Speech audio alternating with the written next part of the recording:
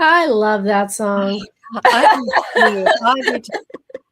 Yeah, it's just like, I could just, well, I got a little secret. Sometimes I check everything out. So I'm sitting there playing the intro over and over. So, yeah, that was Jason Myers' band, Inquis Witch. And thank you, Jason, for giving us permission to use it. We love it. Absolutely. And welcome to Within the Cauldron. We have a special co-host, no other than my coven sister, Kathy. Hello. Hello, everybody. So I just feel like, oh my gosh, it's kind of like, let's go to Salem now. Yes, we have our trip planned. Yeah, we're gonna have such a fun time. I swear we will. So, okay, enough of us then. Sister Medium Red, who do we have today? We have quite a star in our midst today. We have Jason Mankey. He's a third-degree high priest, prolific witchcraft author, 9 books and counting. A bit of a nomad in his younger years, Jason has lived in both the Midwest and the American South and currently resides in California's Silicon Valley, where he helps run 2 local covens with his wife, Ari.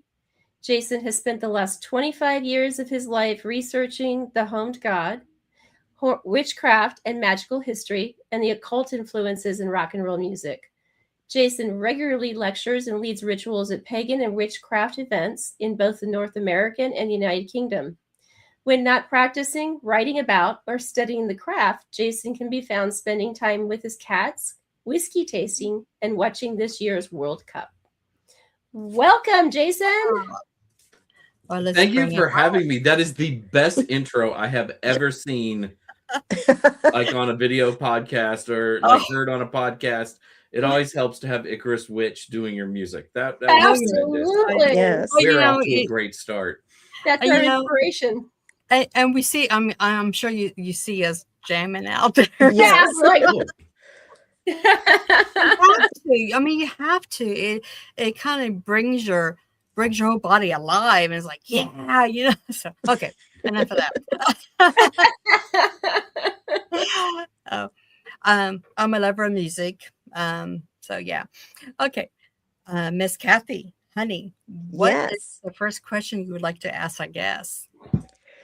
Oh, can I throw a tough one on you, or do you want a softball? I feel like I've heard them all before. So just start with the tough one. Let's see if you can surprise me. Let's see how ready I am. I'm excited. All right. I like the tough one. Well, here's the tough one. Top 3 favorite whiskeys. Oh, that is my question. That is really, really hard. How about, can I change the question? Because we own a lot of weird whiskey, and a lot of it you can't buy anywhere. So can I list my 3 favorite distilleries instead? Sure. Okay. Because my wife is really the aficionado, and we import a lot of stuff from the UK because we mostly drink Scotch. We love Scotch, and probably have about 70 bottles of whiskey at the house right now. Yeah.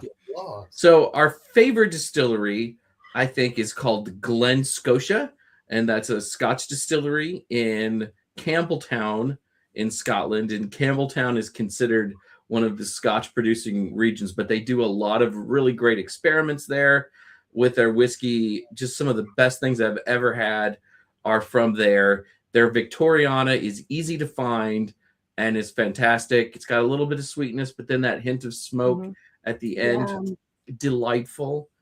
I can't forget Glen Murray. It looks like Glen Moray when you look at the label. They're another distillery from Scotland. I think they're near Inverness, and we've been able to tour there twice.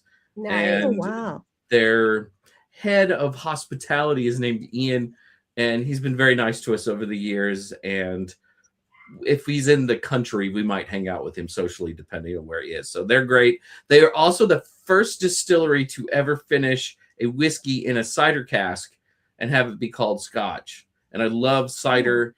And so whiskey and cider together were great. And then the people who decide what can be called Scotch had a giant thing about it. And now you can no longer finish whiskey in a cider barrel and call it Scotch. So Oh, interesting. yeah. And then an American distillery that I really like is called Corsair, and they're out of Nashville, Tennessee. And their dark rye whiskey is just one of the most delicious things I've ever had. It helped get me through the pandemic. A lot of whiskey says it tastes like chocolate, and it doesn't. This one actually has real chocolate flavored notes in it. Fantastic. A little hard to find, but worth your time to track a Corsair whiskey down. Wow. Also, the only distillery to ever make whiskey out of quinoa, I think, and it was not good, but kudos for trying. Oh, wow. I did a That's great. distillery basic crawl when I was in Ireland last year with my husband. So we did actually Jameson, but not the Jameson in Dublin. We actually went to the one in Middleton because we're huge, like a red breast. We love red breast, green Red spot. breast is good. Oh, yellow spot. I mean, it's been, and one of the ones that I really adored was, it was actually, I think it was a green spot, but what they did is they literally had it fermenting into Chateau Montelena Cabernet casks. And so it really that intrigued me when you talked about the cider part of that, because it really intrigued me as to how that flipped the whiskey flavor just enough, to not really be so strong. Actually, it was so smooth. It was wonderful. The magic of a barrel cannot be underrated. That's true. Or cannot be overrated. Sorry. Right. It's very important for like how Scotch and sometimes Irish whiskey, when they're finished in those barrels, is going to taste. One of my favorites right now is to take a peaty Scotch, a smoky Scotch, and finish it in a rum barrel. And then you have that bombardment of sweet and smoke all at the same time. It's great to be on a whiskey podcast. This is so fun for me. I know. I really appreciate it. So cheers. Cheers. I love it. That's awesome. So, Jason, you have met Mr. Buckland in person once. If you could spend the whole day with him, what would you ask him, and which of his hobbies would you do together? So we're talking about Raymond Buckland, because I wrote a book called High Priest, Raymond Buckland, the father of American witchcraft. When I met him, it was very, very short and brief. He would not have remembered me if he had seen me a couple of years later. I think if I had met Ray, I would have started by having a whole day with Ray. I would have started by going out for coffee or tea in the morning, and then bombarding him with questions about his early days as a Wiccan witch. His letters to people like Gerald Gardner and Monique Wilson. Monique Wilson was the woman who initiated him into the Gardnerian witchcraft tradition. I would ask lots and lots of questions about that, like who his early initiates were. And he would probably respond by saying, Jason, I cannot tell you that. But I would wear him down over time, and we would see how it goes. Give him whiskey. I think he would have enjoyed a good lunch. He liked to dance. He was a dancer when in his 50s, especially. He did some Irish dancing and some Scottish dancing. So I can't do either of those things, but maybe we could go to a place and watch some of that after lunch before I would soften him up later at the pub and make him drink many pints of cider, many drams of whiskey, and then I would get all the skinny and all the tea that I really, really want, because his guard would really be down. Some of his hobbies I have no interest in. Raymond Buckland loved to fly. He calls them planes, but they're not planes. It's like a go-kart with wings, and to me it looks like a flying death trap, and he would fly these sort of low-grade planes that go about 5,000 feet up in the sky. Oh, so literally he would be the pilot of the plane, or was it like a drone? He would be the pilot of the plane. Oh my goodness. And when I say it looks like a go-kart with wings, I mean, a lot of them really looked like go-karts with wings. And you would buy kits and you would build these things all on your own. Oh my gosh. Makes it even more frightening to me. Yeah, exactly. But he did that. It was one of his things. He loved combustion engines. He loved to tinker with cars and motorcycles and these little plane aircraft that, no, absolutely not. No. I don't know if this is going to pop up or not here. Yeah. There Yeah. he is, Go-kart with on a wings, go-kart though, with right? wings. Yep. Yeah. Yeah. Yep. Yeah. That's about right. Good. That's a good description, Jason. You follow up with that question now, Jason. Okay.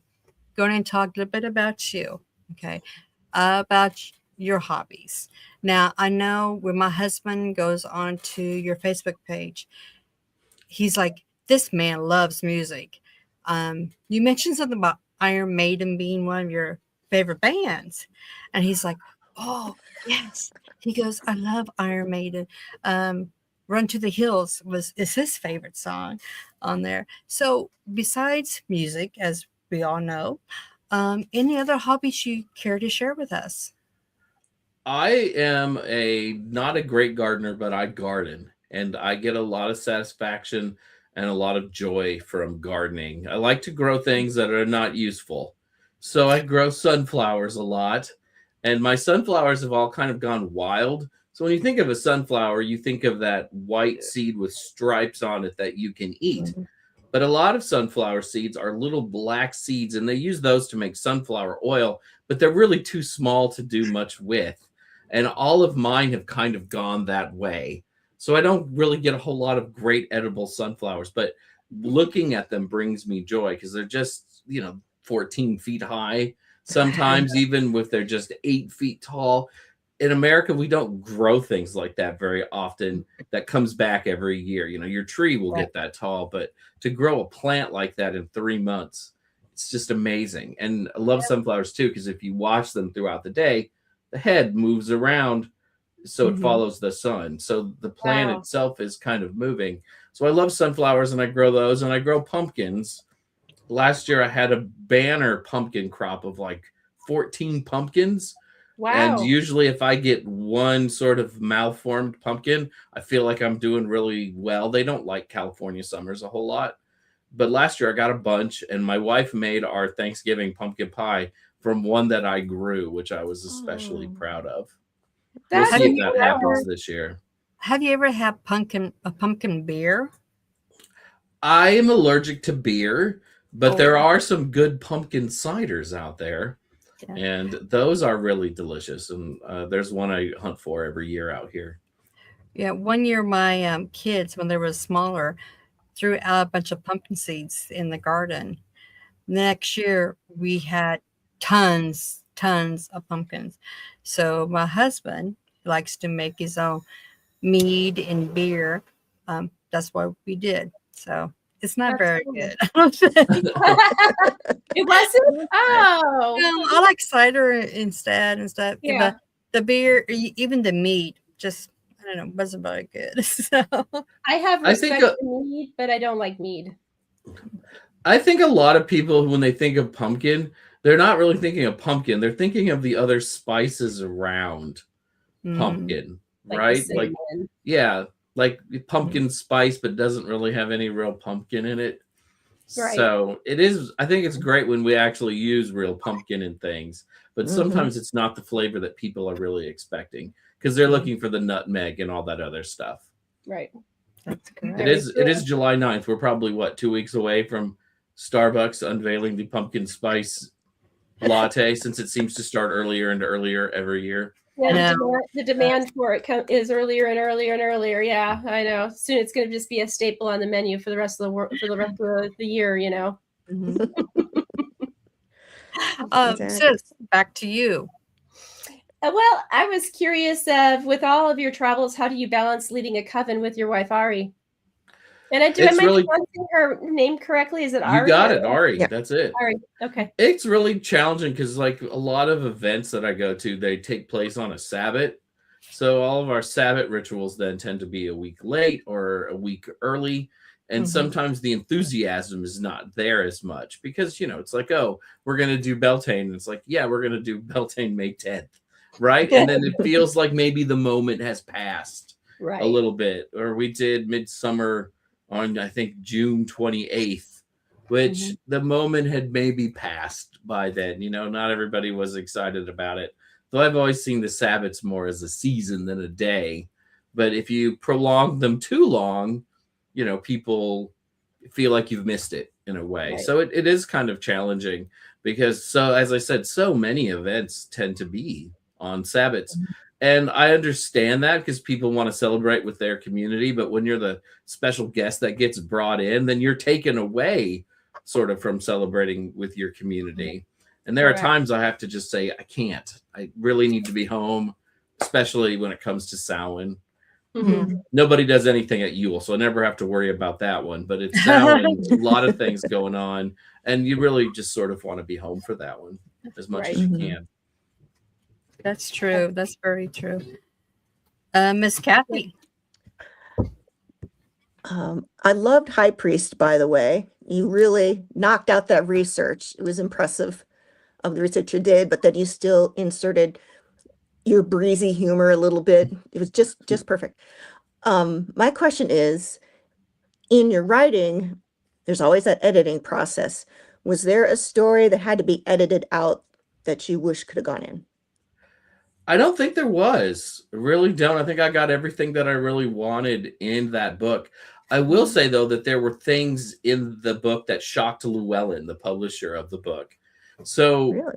about a year or so before, maybe it was 2 years before the book came out, I got to go to Llewellyn and look at some correspondence between Ray and a man named Carl Weschke, who was the owner and publisher of Llewellyn. And I got to look at all the production notes of the Big Blue Book. If you're not familiar with the Big Blue Book, if you go to a witch store, it's a giant blue book with a pentagram on it. And it's looked the same now for about 40 years.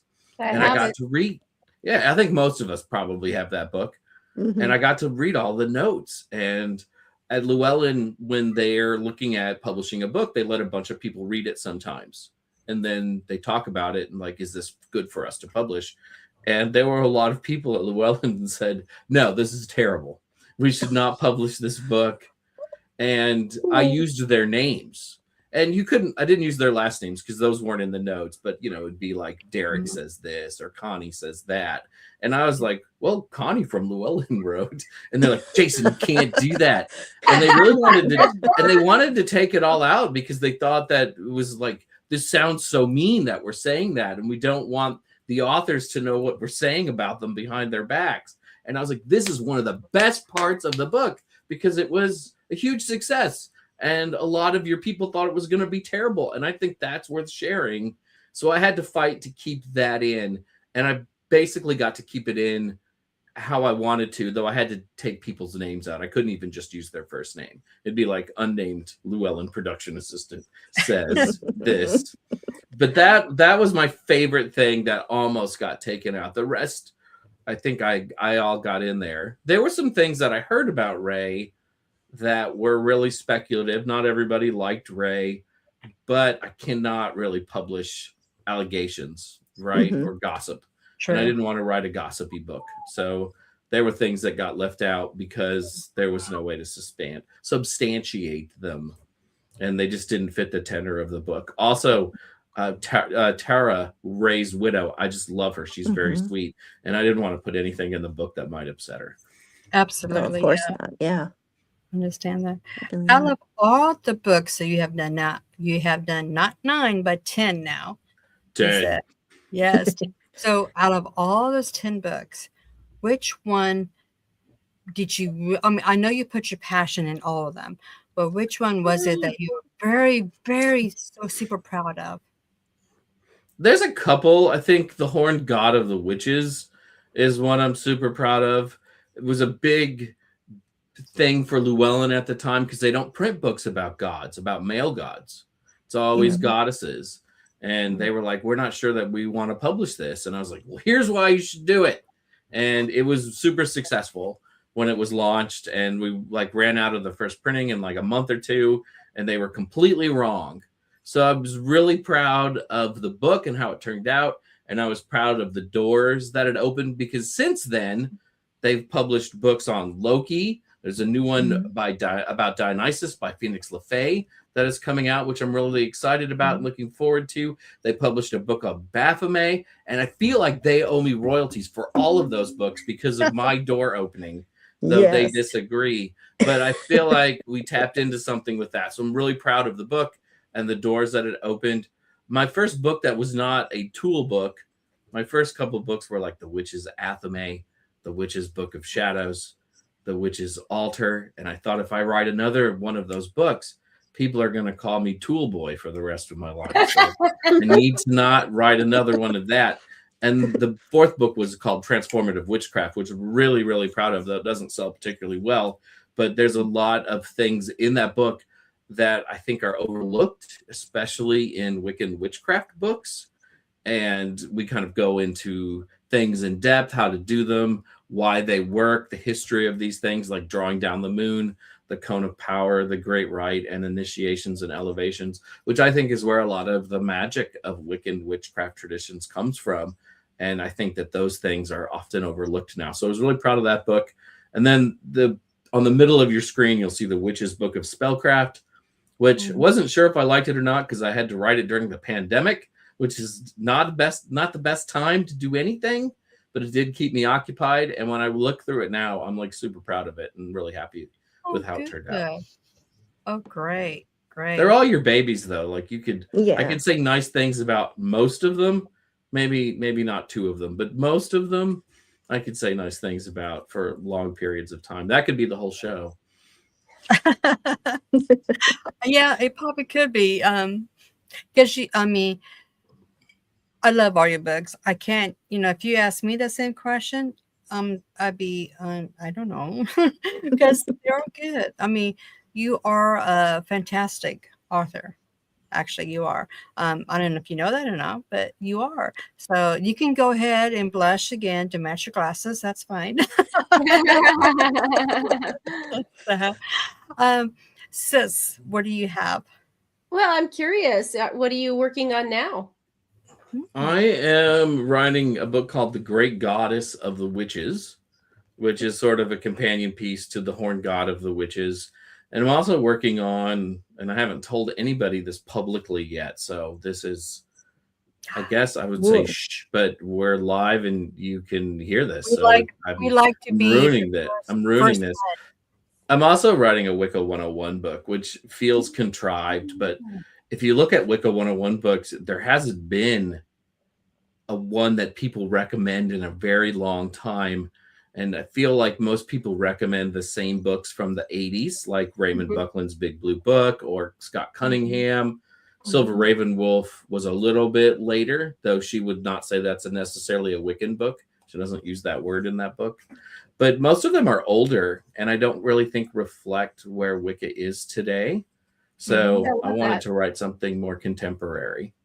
That's awesome. Yeah. So I'm working on that too. We do have a question for you, Jason, from my good friends, David.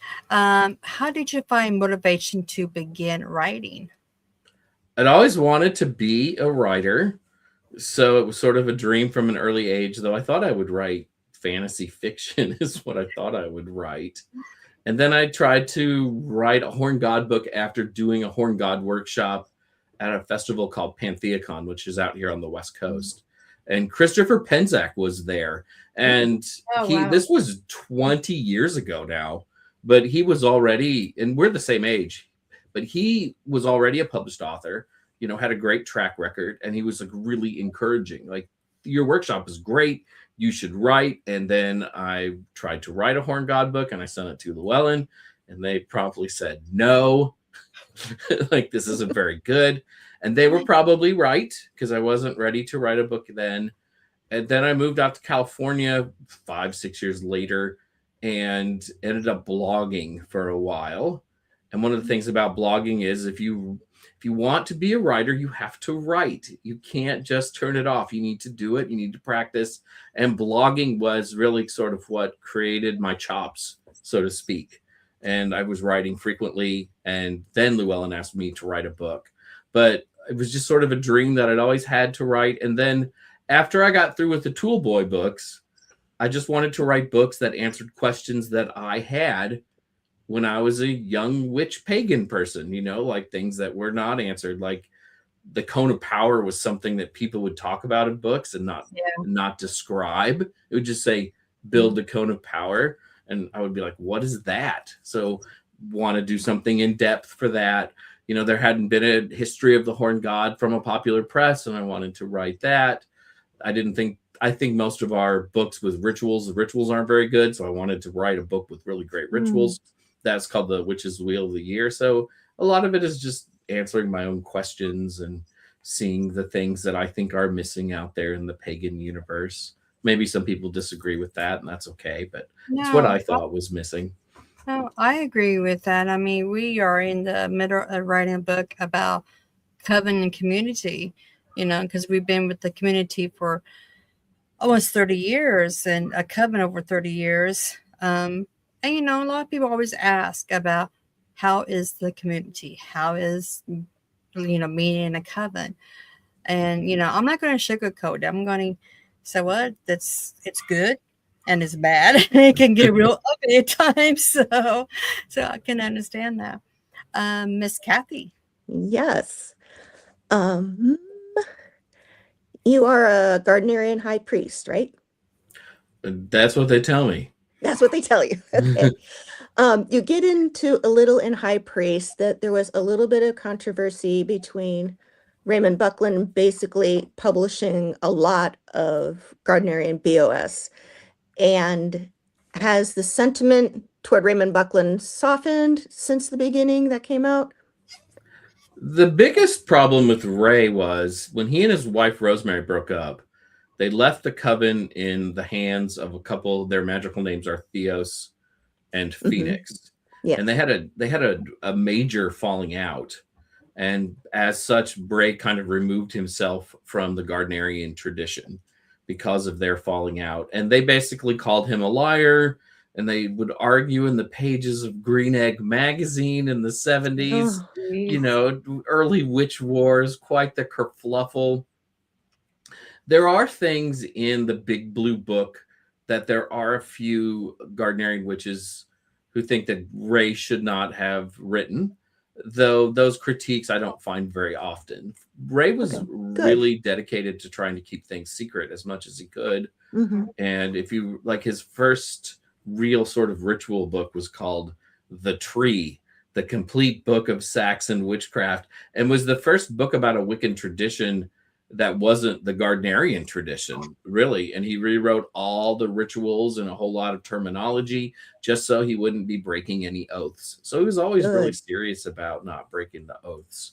His wife, actually, his widow, Tara, she actually burned his Gardnerian BOS when he passed away because she thought that he would have wanted that to keep it all a secret. And I was like, no. The potential that was in there. I cried a little bit, you know. Yeah.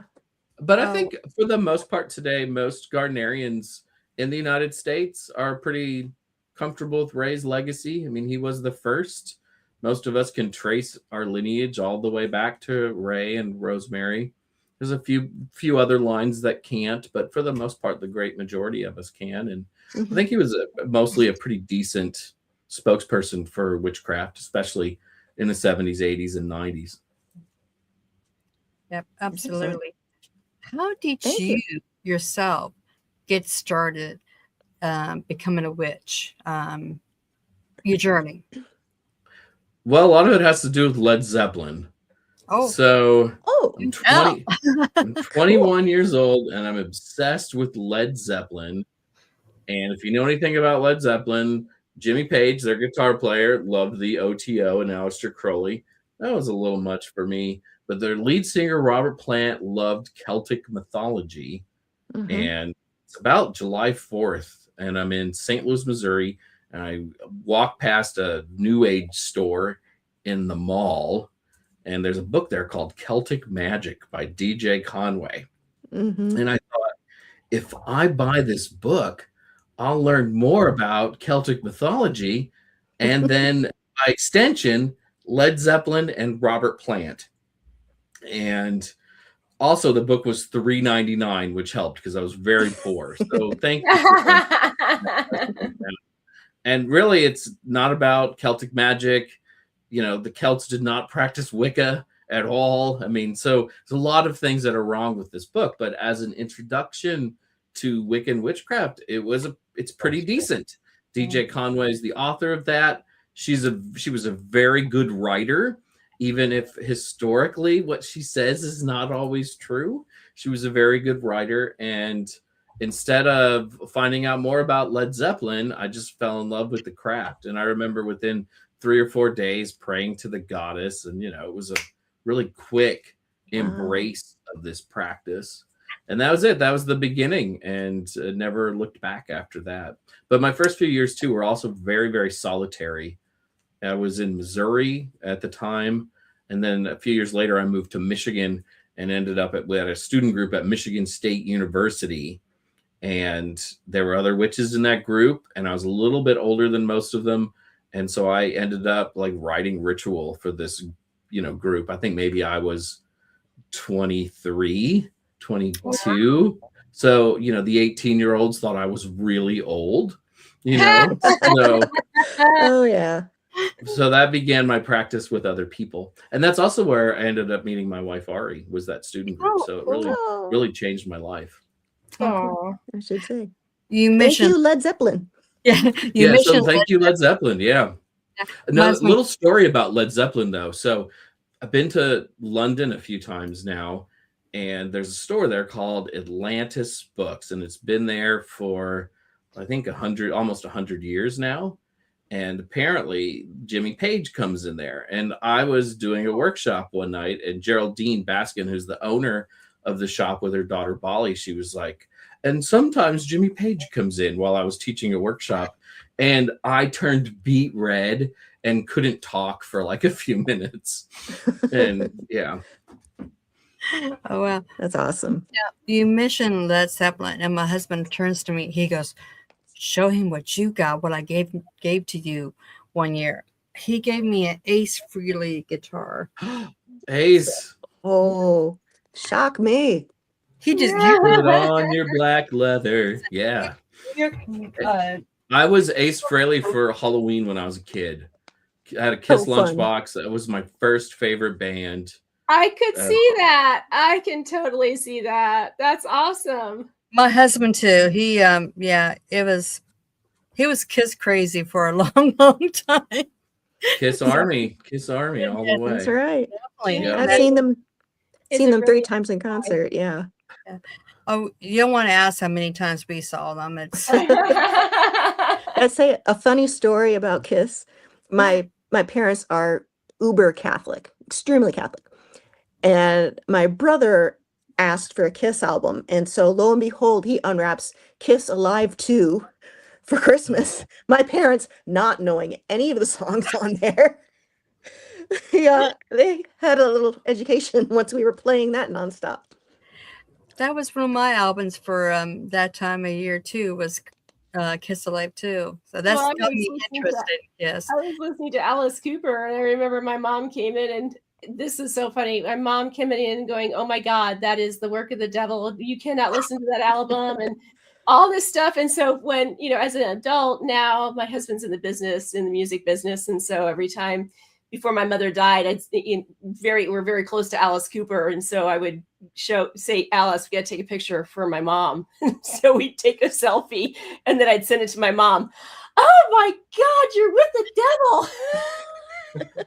I was lucky. My father was always really supportive of anything that I wanted to listen to. And my first Kiss record also was Kiss Alive 2. And yeah, so he was great. My stepmother less so, though. She used to go through my heavy metal magazines in the 80s and then open up the issues where the King Diamond interview was. And I'd be like, because, he'd be like, I'm a Satanist and stuff. And I'd be like, you awful person. I don't even own any King Diamond. I don't know what point you're trying to make, but I'm going to tell you right now, Bon Jovi is not scary. Nope. Yeah, she was very confused about heavy metal. Oh yeah, definitely. So was my mom. Yeah, Alice Cooper was on the Muppets. He was on the Muppets. He was not threatening. Just a good stage show. His father was it Captain Kangaroo's Mr. Green Jeans? Oh, Green Jeans. Green Jeans. Yeah. Mr. Green Jeans. Father. Really? That's what we heard. My husband's like, that's what we heard. So, yeah. See, I just have him by, he's my ear. So Hey, back- do you all remember the days when, well, at least for me growing up, is turn down that damn music. Yep. Yep. Rat, turn that Yep. shit down. Oh, God. I miss those days. I used to tell my mother too, like, okay, so it was either like, and God forbid, I loved all kinds of music. I listened to everything. Like, it didn't matter if it was heavy metal, if it was, pop. So then here comes Boy George on the scene, and it's a guy dressed as a girl, and then my mother really flipped out on that one too. So yeah. I The bet. dangers of Karma Chameleon. Yes. Oh, yes. Yes. That's true. That's great. I get the loving everything. A few years ago, my wife had a work trip to Vegas, and Barry Manilow was in residence in Vegas. And I was like, we have to go see Barry. And she goes, Yeah. maybe you need to go see Barry, but I will not be going to see Barry. But I will tell you, if you buy one concert ticket, you can get a really great seat for half the price, because most people do not go alone, except for me at the Barry Manilow concert. Sorry, I was I went 3 to. feet from Barry. Same here. Nice. Same here. Yeah. Oh wow. Well, It's back to you, hilarious. sis. Well, I was just going to ask, is where can your readers find you online? Oh, I'm on all the platforms. Sadly, my biggest engagement is Facebook. I think that's because of I'm of an age. So that is my biggest engagement. But, there are only 4 Jason Mankeys in the whole world. I come up first in the, search results, much to the chagrin of the Christian minister in Indiana, I am sure. But too bad, buddy. Too bad. Oh, that's great. That is great. Oh, I have to remember that. Oh, You got my husband laughing. He just, it's that's going to be staying in my head for the rest of my life. I know.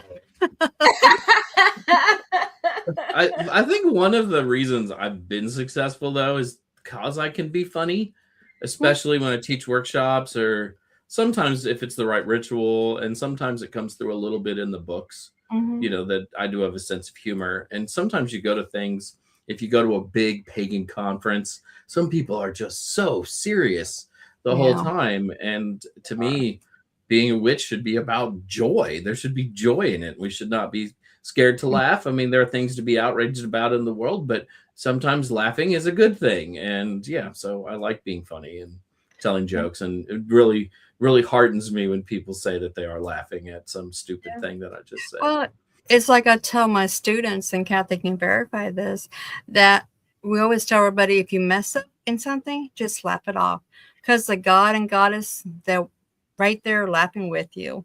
Laughter is the best medicine all around. Exactly. Truly. And Jason, And you I'll- strike me as a bit of having pan energy in you.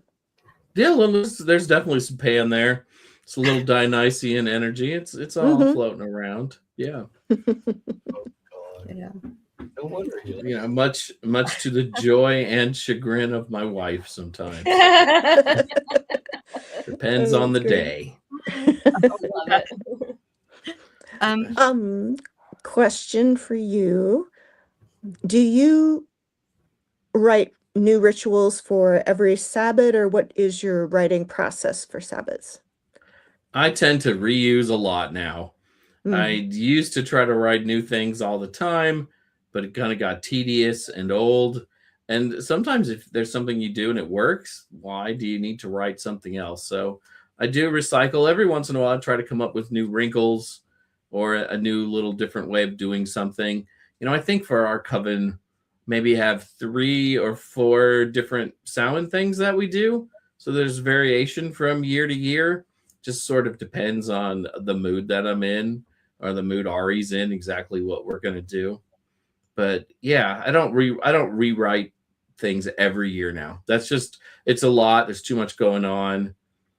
Always use the same intro when I start ritual. We always use the same outro when I start ritual. And I used to rewrite all of those too. Like, here's a brand new set of quarter calls. And that's just a huge waste of time. And I really, as a friend told me once, if you use the same things over and over again, it becomes like a trance, and it takes you into true. ritual space because it's familiar and you know that you're getting into that space. So yeah, I tend not to come up with a lot of new parts now. I just use the ones that work. Wow. I don't know who this is really. He just kind of showed Hello, up. how are you? Yeah. It's Alice. It's Alice. Yeah. Well, he's been called Alice Cooper. He's been called Joe Perry.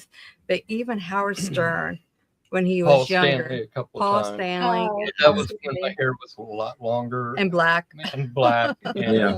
I didn't have the beard, but hey. So who's your what is your favorite music type all in all? Is it Iron Maiden or Oh, wow. So like my favorite, I think my favorite genre of music is hair metal. And I've waffled on that a lot over the years. But as I get older, I just kind of keep going back to the 80s and early 90s. And I grew up loving hair metal, and I still think it's a lot of fun. And there were a lot of the bands from that era that I didn't really listen to until I was older because I couldn't get their albums because I was a poor kid, right? Yeah. And now in the era of streaming, you can find all of these different things. So I love hair metal, and I listen to that way too much. But I love symphonic metal bands like Within Temptation and Nightwish. Anthrax will always be one of my favorite bands, but I also listen to a lot of folk music, and when I write, I listen to a lot of big band jazz. So it's so out there and so diversified. wow? Yeah, so many different genres of things. Well, that's cool. I think you should be diverse. I think everybody should be diverse in everything they do, actually. When you do your research on your books and everything, because some of the research you do is just like, how in the hell did he get that? How do you take your research? I mean, do you go to the libraries? Do you look it up online? Do you take other books from way in the past? How do you create the research that are in your books? I've been really lucky that I've loved reading since I was young. And I love especially reading about the history of witchcraft and magical traditions. So even before I was writing books, I had this sort of library of things that I could look at. And I also have a pretty good memory. So I can remember like where I read something. It's like, oh yeah, this is in chapter 7 of this particular book. So I could kind of go back and look at those things, which was really, really useful. And when I'm researching a book, I'll sort of read some things and sit in a park with a yellow notepad and write little notes down with, this is on page 182. A lot of times when we're writing about, like, I can see Modern Witchcraft with the Greek Gods up there on the screen, which I co-wrote with Estrella Taylor, and like, you just go and you read books about various Greek gods, right? Yeah. That really wasn't a big trick. But you do have to be really dedicated and look for information. And a lot of times you have to order books or go to the library and read things. And I think it's really important too, is when you're doing these kind of things, you want to read books that have been published in the last 10 years sometimes, because I think if you look at a lot of books, they're using really older materials from 20, 30 years ago, maybe because they're a little bit more prevalent, don't cost as much, or maybe they're at the local library or whatever it is. But history is not necessarily changing, but we're finding out more about it. And so I always want to be as contemporary and as current as I can with things. So, you scour the internet for what's being released. And I'm nerdy enough that I have favorite professors who write books. And I get really excited when I see that they've written a book. I'm like, oh, I have to read that. And my wife just kind of rolls her eyes at me a little bit. So do you have a favorite author? My absolute favorite author related to witchcraft is Professor Ronald Hutton from the University of Bristol, who wrote a book called Triumph of the Moon, which was the first academic study about the origins of what he calls modern pagan witchcraft. And I find Hutton's prose to be quite lyrical, in that I really like the way that he writes, but he's an academic and a lot of people can't read it. And they think it's like, how do you enjoy this? And I'm like, I've read that book 15 times. So he's one of my favorites. Madeline Miller is a fiction writer, and her book Circe is one of the most beautiful things I've ever read. That came out, I think, in 2018. Really, really beautiful prose. She's a great writer. There's just so many. I can read about anything as long as it's well written. I read a history of fish once because the writer was really good. But in the witchcraft genre, Hutton is definitely had the biggest impact and influence and is my favorite, I think. Contemporary writers that aren't academics, I will always love to ride a silver broomstick. That is my favorite Witchcraft 101 book. The way that she sort of weaves her personal practice into how to do things was really revolutionary for 1990. So I will always really, really treasure that. Yeah. One big popular book back then too, as well. Yeah, it was really popular. Yeah. How do you feel about part of the what Silver? What was her name? No, Starhawk. Oh, yeah. Starhawk. Let me get my author straight here. Yeah. Starhawk, when I first started learning the craft, Starhawk wrote a book about reclaiming witchcraft. How do you feel that you are part of that elite people who write books that are actually helping people? It makes me blush, and I feel like it's kind of embarrassing sometimes because you don't think about it because you live your day-to-day life, right? And my wife, doesn't, think, oh, you're a famous witchcraft author or whatever. So it delights me. It also scares me because I think you have a real responsibility if you're going to write books to be truthful, to share good information, to be honest with your audience about what you do and what you practice and what kind of person you are. So I feel like there's a responsibility that goes on with it, especially in this age of now AI books, where people aren't writing the books at all, or writers that maybe do exist, but they're not accessible in a way. They're writing books.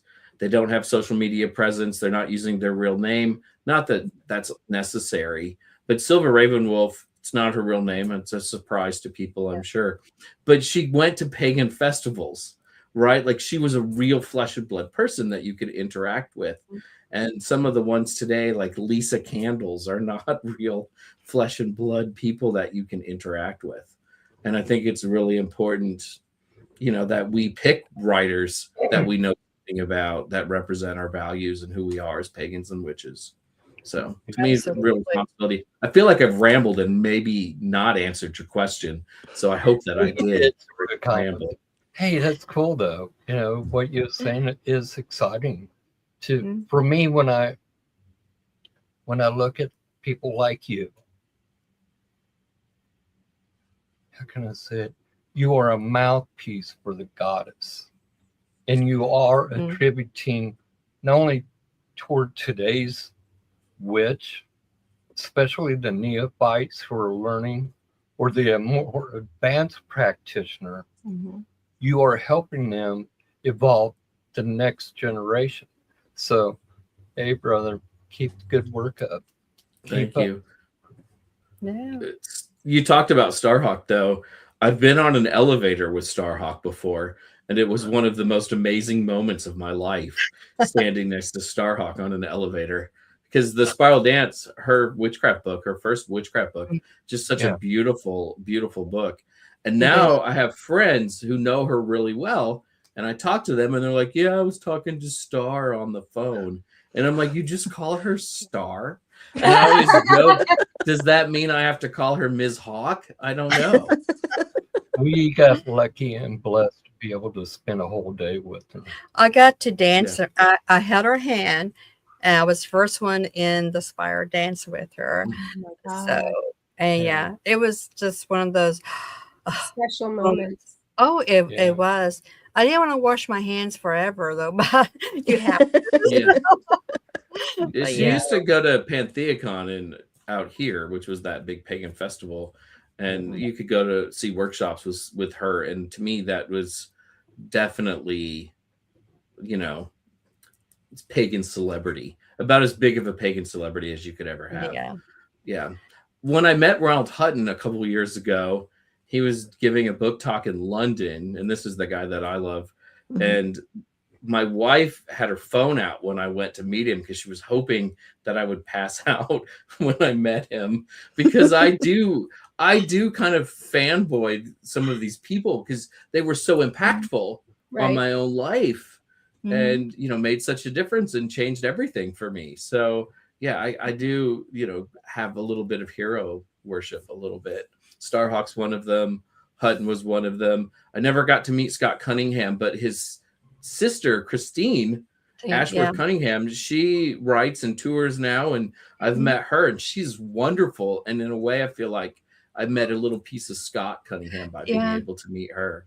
Yeah, we interviewed her. I think it was beginning of this year or last part of last year, and she is just so sweet. When you talk to her, it's like, especially about Scott, it's like you know him, and it's I just love Christine.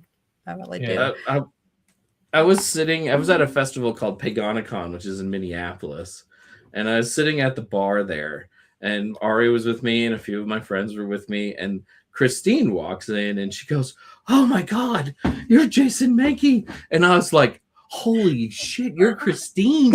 You're Scott's sister! Like, don't be excited to meet me. Sit down." But she didn't know anybody there, but she just, I'm easy to recognize, in real life from social media. And she was just happy to see somebody that she might know a little bit. But holy crap, I was like, you're the rock star. I'm just a kid sitting here. He has the same reaction that I did with Raven Grimassi. Raven Grimassi. Oh my God, you're Raven Grimassi. A lot of people don't realize that when we meet people like you guys kind of save a little bit of the spirit within each of us. So thank you. You give us hope.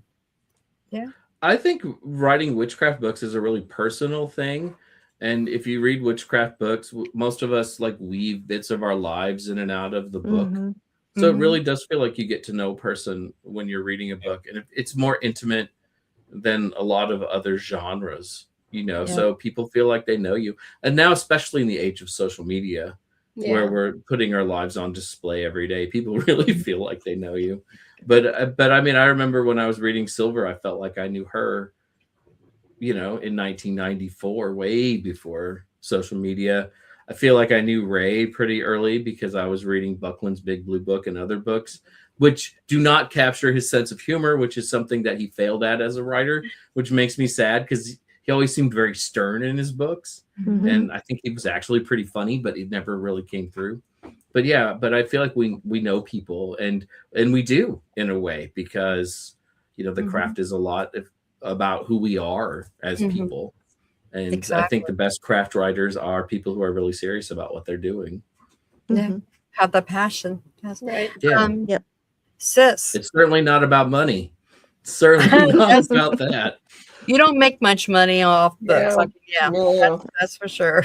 Well, I just had a question about, I'm a writer too, and not published yet. I've been dabbling in it and obviously have a day job that has to pay the bills. So I'm just kind of curious as to, what your process is and how you discipline yourself to sit down and actually do it. So I come up with an idea for a book is usually the kind of the starting place, usually in the shower. It feels like it's just a very relaxing place.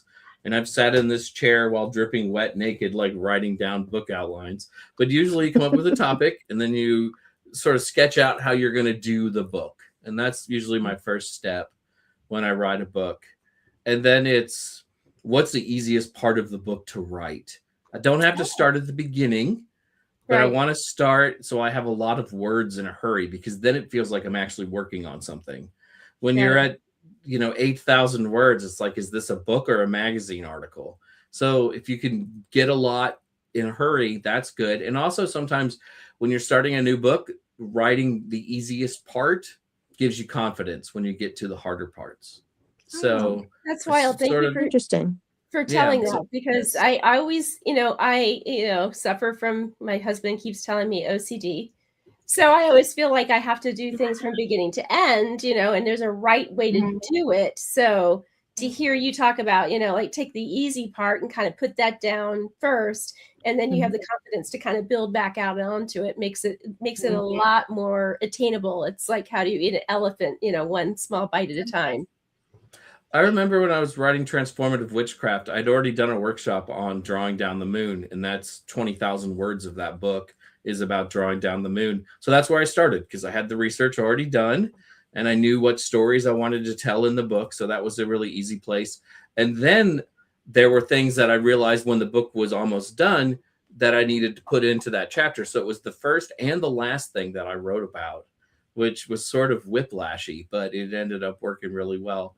So that's sort of what I do. And then I follow my outline, because my outline kind of tells me where the book is going to go. Sometimes the outline changes a little bit while you're working on the book, but I try to stick to it as much as I can, because, there are always things that you want to cover in a particular book.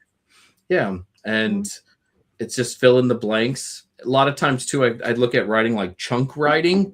Today, I'm going to write this ritual for the book. And that's 2,000 words or 1,000 words.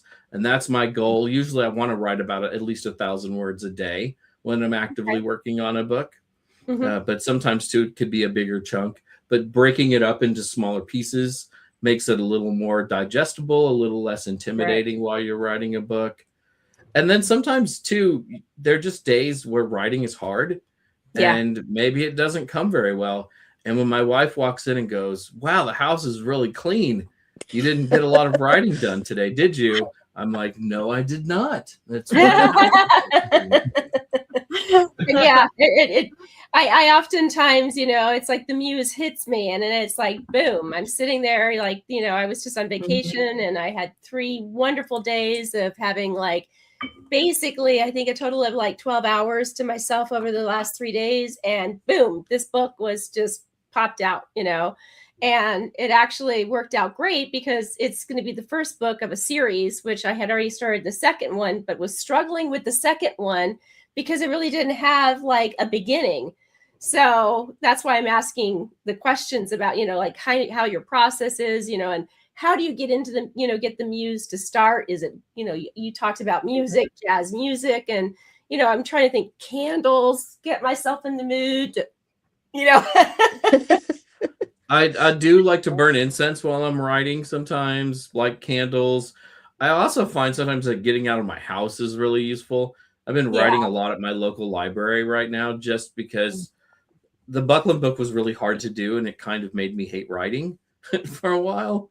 And so I needed to change things up, and going to the library has been good for that, sort of the change. Sometimes I write in a local pub. I remember once I was writing a John Barleycorn ritual, and I was like, it'd probably be good to write while having a cider. I think that makes good sense, Yeah, it's logical. So sometimes mixing it up a little bit was really helpful while you're writing. Good to know. Thank you for that, because that makes complete utter sense. I look at my house going, where do I want to sit? Where do I want to go to sit and write? And it's like, I don't really feel like I have like that special place to really sit down and have the peace and quiet to do it. So that and again, stupid. Why didn't I think about going out of the house? I don't know. Less distraction too. I mean, your cats or your dogs aren't at home. You can't walk around and watch TV if you're at a coffee shop or the library. It's like, nope, you're here. You got to get what you need to do done. Right. So I find it really useful in that way. Thank you very much. I appreciate that greatly. So what is your favorite time of year? Solstice, what rituals do you like doing? Yule is my favorite Sabbath. I love the whole Christmas season, and I'm really obsessed with it. And by the middle of November, like, it's puked all over our house really, really hard. Like, I mean, I changed the shower curtain so it's holiday themed. I mean, I'm like really serious about the decorating, but I really think that the period from like September through the first couple of weeks of January are really my favorite time of year. Some of that is because football's on, but there's just an energy, I think, in our country in September, October, November, December that feels different from the rest of the year. I mean, some of that is the holidays. And I also often think now of Halloween as just a part of the holidays because it's just a long season now. It's, you know, all these things to do. You know, it's the only time of year we ever decorate our houses, really. There's all these big meals that we eat with friends. I just love that time of year, and I love the energy, and I love the transformational energy that's in the air. You know, there's sort of that death and dying, but also living in California. And before that, I lived in Michigan as a pagan for the longest period of time. You know, like December could be pretty bleak in Michigan. You all are in Iowa, Yes. right? Yeah, Yep. yeah. That you know what it's That's like. still It can be, Arizona. yeah, it can be bleak, and summers can also be bleak in their own way. But in California, in the winters when my grass is green again, because Wow. right now it's just brown and dead. Yep. It's Yep. when things grow like really fast in December and January and November. So there's a lot of weird energy here, especially because it's life and death at the same time. That's That's cool. Yeah, wild. that is cool. Kathy, Oh. you got another question before we come to an end? Oh, wow. You answered a lot of what I was wondering. Do you still blog? I have a Patreon that I charge $2 a month for because I don't think I'm worth much more than that. And I blog there once a week. And Oh, okay. so, and I also do requests there too. And I actually really like that. Like I'll write anything for somebody. Like if you have a question or historical conundrum or whatever it is, I will give you your own 1,000 word blog post.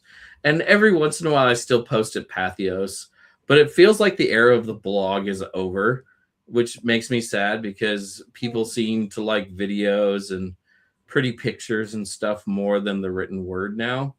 And yeah, it kind of breaks my heart in a way. But I still Wow. do some of that from time to time. In fact, I have to do that later for my Patreon subscribers. I have to write my little thing this week. Make us look good. Make us look good. Just kidding. No. Shame on you. Yeah, shame on me. I'm sorry. No, no, $2 a no. month is quite a steal. So yeah, good. Yeah, I'll find you on absolutely. Patreon. Yeah. It is. Yeah. I mean, I think it's reasonable. And, you know, I mean, not a lot of frills with it, but, you know, I've had people who have been a part of it for like the last 5 or 6 years. And I don't promote it a whole lot. I mean, I don't have like a ton of subscribers, but it, you know, every little bit helps. And it's fun, you know, and I like interacting with people. That's cool. Well, the last question I have for you is, once you plug yourself in, we know you have a website, and hopefully down below that's going to cross the screen is your sites to go on. Is there anything else that maybe I forgot or we forgot to ask you that you would like to have the audience know about you? I do a weekly live stream at the Witches Movie Coven, which is like my other coven now, and they're all great people. Patty Negri, who is on Ghost Hunters and those kind of shows. She's a witch. Richard Lillard, who's been on some of those shows too. He's also a witch. Courtney Buckley, who stars in an internet show called Scared and Alone, where they put her in a haunted house by herself with just her phone, and she gets terrified easily. It's really fun to watch. And Heather Green, who is an acquisitions editor at Llewellyn and the author of Lights, Camera, Witchcraft. We do a show every week where we talk about witchy movies, or mostly witchy movies. I made them do Anchorman once because I love that movie, but it's mostly witch movies. But every Wednesday at 9 Eastern, 6 Pacific. Wow. So I have to ask you now. I lied. I'm sorry. I got one more question. Yeah, all good. All good. Okay. The World Cup game is over for today. I got plenty of time. So since you do about, talk about the movies and stuff, what is your favorite movie on witches? Ooh, that's a Or really TV good. show? Wow, that's a really, really good question. Well, we try to end with the bang. So Yeah. You know, like so many witch movies, the witch is not the good guy, right? So that's frustrating. I think most people when they like might answer The Craft, you know, but I weirdly like The Craft 2 more than the original movie. And I'll say that why I like it more is because the girls aren't fighting with each other. They're all friends in this movie, and they're fighting the patriarchy in this movie. So I think that's brilliant. And a lot of people didn't particularly care for it, but I thought it was really, really good and really well done. So today I'm going to say The Craft 2 Legacy as a movie and TV show. I mean, does the Scarlet Witch showing up in an X-Men episode make X-Men a legitimate thing that I can say? Or should I think of something else? Probably something else. Yeah. Well, I was hoping I could use that one. That was pretty cool. So, Yes. Yeah. Well, I mean, there were witches on Game of Thrones, so I mean that's easy. So that becomes easy. That would count, yes, because Yeah, I love Game of Thrones and the House of Dragon and everything. So Oh, have there not was watched Agnes House all of the along, too. Dragon. Night of the Seven Kingdoms though was so good. It was terrific. yes.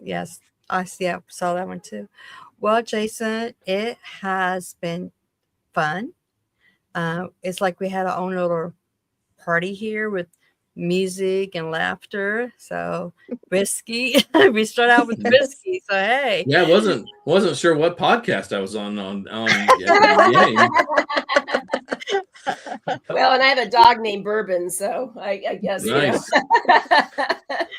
And I So- work in a store with a whiskey room, so now I'm going to go hunt the shelves and see if I can find any of There those. you go. Yeah, just If if you need do, we recommendations, specific ones, just send me a note. I'll be happy to answer. Thank you.